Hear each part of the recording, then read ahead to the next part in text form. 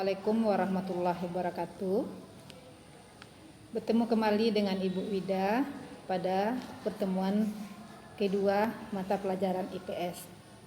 Ibu doakan semoga Ananda semua dalam keadaan sehat walafiat, walaupun kita belajar lewat daring atau online.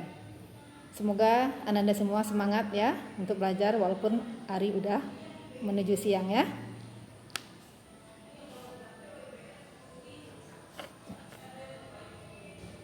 Baiklah Ananda, untuk pada pertemuan kedua ini Ibu akan membacakan tujuan pembelajaran IPS pada pertemuan kedua ini. Materi kita pada pertemuan kedua itu tentang interaksi antar ruang negara-negara ASEAN. Pertama, tujuan pembelajarannya yaitu Ananda dapat menjelaskan kondisi geografis negara-negara ASEAN. Yang kedua, dapat mendeskripsikan potensi sumber daya negara-negara ASEAN. Yang ketiga, Ananda dapat menjelaskan sumber daya manusia negara-negara ASEAN. Yang keempat, Ananda dapat menganalisis interaksi antar ruang negara-negara ASEAN. Yang kelima, dapat mengidentifikasi dampak interaksi antar ruang negara-negara ASEAN. Selanjutnya, latar belakang terbentuknya negara ASEAN. Pertama, latar belakang sejarah serta rasa senasib dan sepenanggungan. Yang kedua, membentuk organisasi kerjasama regional negara-negara di kawasan Asia Tenggara yang selanjutnya disebut ASEAN. Tiga, dibentuk berdasarkan Deklarasi Bangkok pada tanggal 8 Agustus 1967 dan ditandatangani di Kota Bangkok oleh utusan Menteri Luar Negeri 5 negara pendiri ASEAN. Baiklah, yang berikutnya yaitu negara pendiri ASEAN. Pendiri ASEAN ini diwakili oleh 5 Menteri Luar Negeri. Pertama yaitu Menteri Luar Negeri dari Thailand yaitu Tan Oman. Yang kedua, Menteri Luar Negeri dari Indonesia yaitu Adam Malik. Yang ketiga, Menteri Luar Negeri dari Singapura yaitu S. Rajaratnam. Yang keempat, Menteri Luar Negeri dari Filipina yaitu Narcisco Ramos. Yang kelima, Menteri Luar Negeri dari Malaysia yaitu Tun Abdul Razak. Selanjutnya yaitu tujuan ASEAN. Tujuan ASEAN terdapat pada ASEAN Charter atau Piagam ASEAN yang disetujui pada tahun 2007. Pertama, memelihara dan meningkatkan perdamaian, keamanan dan stabilitas serta lebih memperkuat nilai-nilai yang berorientasi pada perdamaian di kawasan ASEAN. Yang kedua, meningkatkan ketahanan kawasan dengan memajukan kerjasama politik, keamanan, ekonomi, dan sosial budaya yang lebih luas. Yang ketiga, mempertahankan Asia Tenggara sebagai kawasan bebas senjata nuklir dan bebas dari semua jenis senjata pemusnah massal lainnya. Yang keempat, menjamin rakyat dan negara-negara anggota ASEAN hidup damai dengan dunia secara keseluruhan di lingkungan yang adil, demokratis, dan harmonis.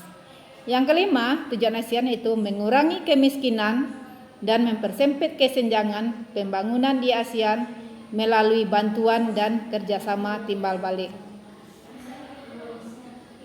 Berikutnya yaitu struktur organisasi ASEAN. Pertama, sebagai pengambil keputusan utama. Yang kedua, berisi para menteri luar negeri ASEAN. Yang ketiga, dengan ketiga pilar komunitas ASEAN. Keempat, badan-badan sektoral tingkat menteri. Yang kelima, terdiri dari wakil tetap negara ASEAN.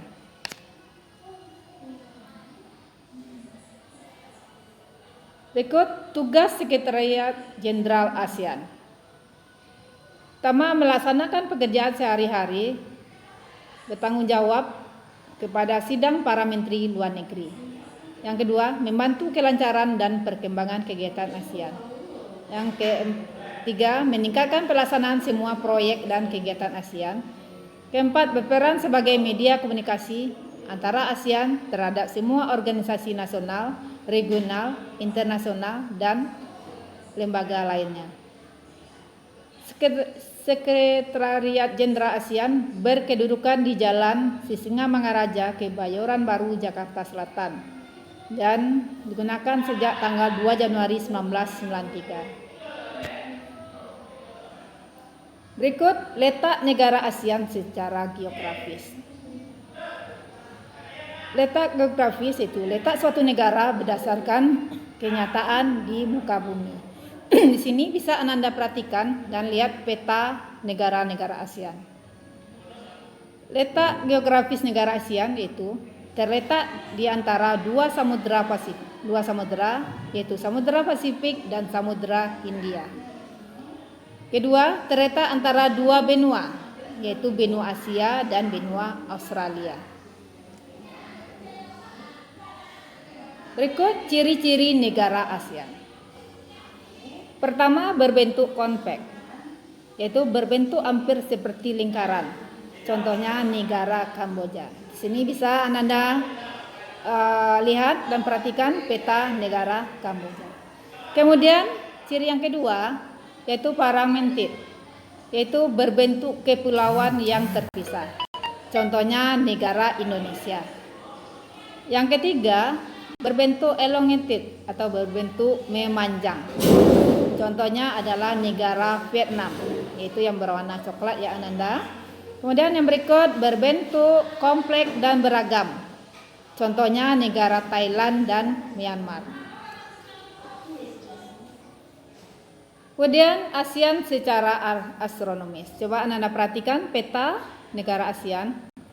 Letak ASEAN secara astronomis atau titik koordinatnya yaitu 28 derajat lintang utara sampai 11 derajat lintang selatan dan 95 derajat bujur timur sampai 141 bujur timur. Supaya Anda paham, coba perhatikan letak 28 derajat lintang utara yaitu terletak di kota Myanmar. 11 derajat lintang selatan terletak yaitu di Pulau Roti, Nusa Tenggara Timur, itu negara Indonesia. Kemudian 95 derajat bujur timur terletak di Pulau W, Aceh. Kemudian 141 derajat bujur timur terletak di daerah Merauke, yaitu Provinsi Papua, Indonesia. Bentuk rupa bumi ASEAN, pertama berupa kepulauan. Yang kedua berupa pegunungan. Yang ketiga aliran sungai yang deras. Yang keempat, dataran tinggi yang curam. Yang kelima, gunung aktif. Yang keenam itu banyak wilayah laut. Itulah materi pelajaran pada pertemuan kedua. Setelah Ananda menonton video ini, tolong Ananda buat di buku catatan materi yang kita pelajari ini. Dan nanti setelah Ananda selesai membuat di buku catatan, tolong Ananda foto dan kirimkan ke Google Classroom. Sekian, terima kasih dari Ibu. Kalau ada salah, Ibu mohon maaf. Terlebih terkurang, Ibu ucapkan terima kasih. Assalamualaikum warahmatullahi wabarakatuh.